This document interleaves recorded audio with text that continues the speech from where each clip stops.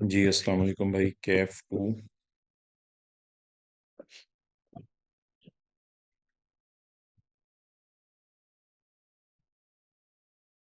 Lecture 109 part B.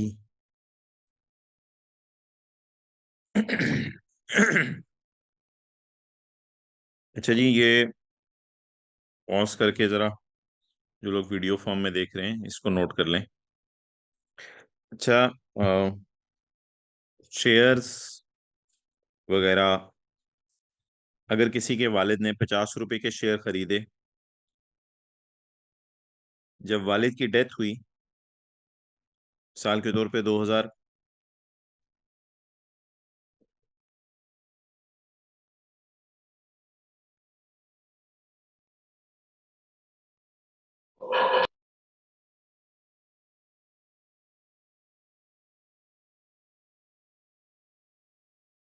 मिसाल के तौर पे 2010 के अंदर वालिद ने खरीदे, 2013 में वालिद की डेथ हुई तो बेटे को मिल गए, और 2015 के अंदर बेटे ने बेच दिए। अब आप जरा मुझे ये बताएं, अब हो रही है स्क्रीन शेयर। अच्छा, अब आप मुझे ये बताएं कि ऐसी सूरत में जब हम शेयर्स बेचेंगे तो जो गेन आएगा वो 92 में से क्या माइनस करें? 50 माइनस करेंगे। Well done. 92 में से 50 माइनस करेंगे। कॉस्ट जो थी वालिद के हाथ में, तो 92 माइनस 50 विल बी आवाज नहीं आ रही? बाकियों को आवाज आ रही है? जी, बाकियों को आवाज आ रही है। ठीक है अली भाई, आप फिर बाद में उस फॉर्म में ले लेना, रिकॉर्डेड फॉर्म में। अच्छा, तो गेन कितना आ जाएगा जी? 92 माइनस 50,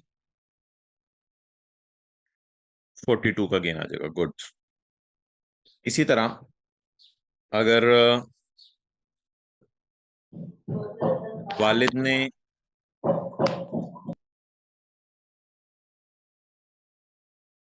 शेयर खरीदे 50 के, वालिद ने बेटे को जब गिफ्ट किए तो उनकी फेयर वैल्यू थी 60, फिर बेटे ने आगे बेच दिए 92 के।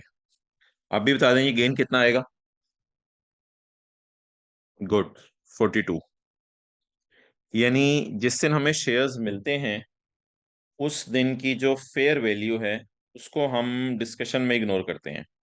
डन। अच्छा जी, आगे। भाई ये माइक ऑफ रखें। उसके बाद तीसरे केस में भी 42 will be recorded as a gain. अब अगर किसी क्लास में कुछ और बात हुई है तो इसी को फाइनल समझिएगा। असल में लॉ में थोड़ी चेंज आई हुई है, तो इसमें डिफरेंस ऑफ ओपिनियन भी लोगों में हो सकता है। तो जिस दिन शेयर वगैरह या प्रॉपर्टी वगैरह मिली उसकी फेयर वैल्यू उस दिन की देखी जाती है, या जिस दिन उसने, देने वाले ने अपने लिए खरीदा था, यानी बाप ने अपने लिए खरीदा था, उस दिन की कॉस्ट देखी जाएगी, उस दिन की कॉस्ट देखी जाएगी। क्लियर? ओवर। आगे चलूं?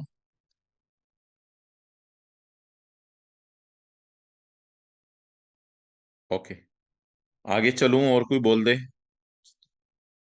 अच्छा, एक तो हमारी ये डिस्कशन थी। दूसरा जी, मॉक के अंदर एक सवाल आया था। मॉक के अंदर एक सवाल आया था, नसरीन और खालिद वाला। वैसे तो मॉक की डिस्कशन में हमने इसको डिस्कस कर लिया था, नसरीन और खालिदा वाला। लेकिन मेरा सवाल ये है कि इससे आपके जहन में कोई और चीज तो नहीं आई थी खालिदा एंड नसरीन पढ़ के?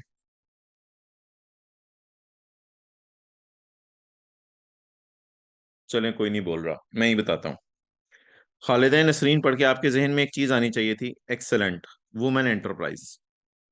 तो वुमेन एंटरप्राइज को टैक्स क्रेडिट मिलता है।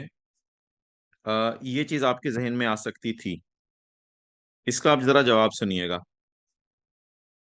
चैप्टर 6 के अंदर जो है वो हमने ये बात पढ़ी थी कि वुमेन एंटरप्राइज को 25% टैक्स माफ होगा। लेकिन उसमें एक शर्त थी कि जो वुमेन एंटरप्राइज 1 जुलाई 2021 या उसके बाद बनी हो। अब आप सवाल के अंदर आके देखें तो कोई ऐसी बात लिखी हुई है कि 1 जुलाई 2021 या उसके बाद बनी है?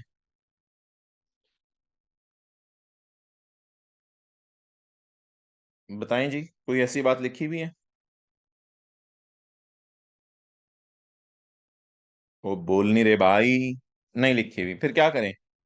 25% टैक्स माफ कर दें या ना करें? ना करें।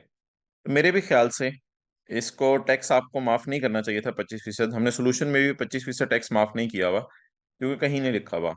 हाँ, कोई बच्चा खुद जबरदस्ती एजम्पशन दे के आ जाए कि ये यकम जुलाई 21 के बाद बनी है, तो फिर वो ले सकता है। लेकिन वैसे वो कैन सेफली हम सवाल में चल सकते हैं कि यकम जुलाई 21 के बाद नहीं बनी होगी, पहले की बनी होगी, तो इसलिए 25% माफ करने की जरूरत नहीं है। बहरहाल, जो बंदा कोई ऐसा नोट डाला है कि यकम जुलाई 21 से पहले बनी हुई है, इसलिए मैंने 25% टैक्स माफ नहीं किया, ये भी बात सही है। लेकिन अगर आप नोट ना भी डालें मेरे ख्याल से, तो यू कैन सेफली खुद ही जहन में आप एज्यूम कर सकते हैं यकम जुलाई 21 से पहले की बनी हुई है, तो आप एज्यूम कर सकते हैं। अच्छा, अगर ये यकम जुलाई 21 के बाद की बनी होती, तो फिर सवाल ये आना था कि ये 25% कहाँ माफ करना था। तो उसमें बेहतर है भाई, आप ऐसा करते, लॉ में कोई गाइडेंस तो है नहीं इस बारे में, तो आप उसके नॉर्मल टैक्स में से 25% टैक्स उसका माफ करते। उसके बाद जो फिगर्स आती उस पे ए ओवर बी इंटू सी वाला टैक्स क्रेडिट कैलकुलेट कर लेते, उसके बाद जो टैक्स लाइबिलिटी आती। ओके, क्लियर हो गया? चलें जी आगे। और जी, मॉक में एक और सवाल आया था, सेक्शन 7E, जिसको आप हजरात ने लिफ्ट नहीं कराई। इसका भी मुझे थोड़ा दुख हुआ था। बहुत से हजरात ने तो इसको लिफ्ट कराई थी सही तरीके से, लेकिन कुछ हजरात ने लिफ्ट नहीं करवाई थी। Section 7E। सेक्शन 7E जी ये कहता है कि आपने एज्यूम्ड इनकम पे टैक्स निकालना है। पेज 226 पे ये सेक्शन है, tax on deemed income, assumed income. अब उसमें हमने एक लंबी लिस्ट पढ़ी थी कि ये प्रॉपर्टीज हैं, इनके ऊपर जो है वो आपने एज्यूम्ड इनकम के ऊपर टैक्स नहीं निकालना, और ये टेस्ट के अंदर टेस्ट हुआ था। अब इसमें एक बात यह है मोहतरम, कि जो प्रॉपर्टीज बचनी थी उनकी आपने फेयर वैल्यू कैलकुलेट करके इससे भी कंपेयर करना था। मॉक डिस्कशन में भी मैंने बात की थी कि उनकी फेयर वैल्यू 25 मिलियन से कम है या ज्यादा है।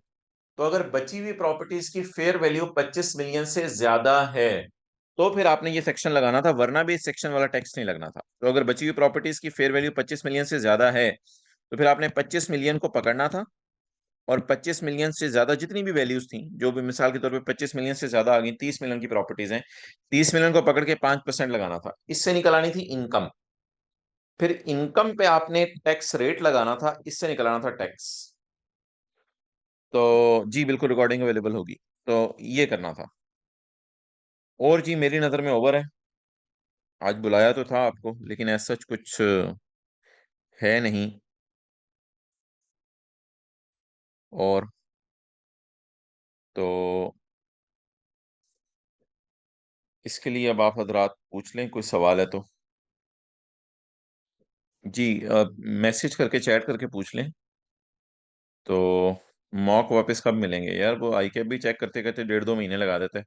तो 10 दिन तो कम से कम जहन में रखो, चेक हो रहे हैं। अभी ये मैं आपको शो भी कर देता हूँ। ये देखो, ये कुछ लोगों का मॉक चेक हुआ है और चेक होके मेरे पास आया भी है। और मैंने फिर ये रेड के अंदर, चेक करने वाले ने चेक किया हुआ है, ब्लैक में मैंने उसको ज़रा चेंजेस बताई हैं। ये सारी ब्लैक में मैंने उसको चेंजेस बताई हैं कि ये चेंजेस कर दो। तो हो सकता है वो जो रेड में उसने फिगर्स लिखी हो, बाद में उनको चेंज करके भी आपको दिखाए। तो इसलिए थोड़ा टाइम तो लगता है, जाहिर बात है, एकदम तो नहीं पेपर चेक हो सकते। तो 10 दिन का जहन में रखें आप।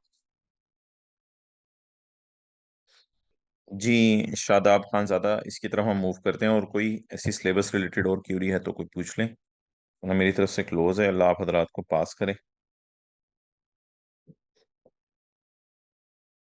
तो क्लोज करते हैं जी। और कोई चीज़ हुई तो मैं अनाउंसमेंट करके इंशाल्लाह वहाँ पे लिख के दे दूंगा। टैक्स रेट चेंज नहीं हुए भाई, जो क्लास में पढ़े थे हमने वही वाले टैक्स रेट्स हैं, कोई चेंज नहीं हुई इनमें। वो तो अगली दफ़ा चेंज होंगे।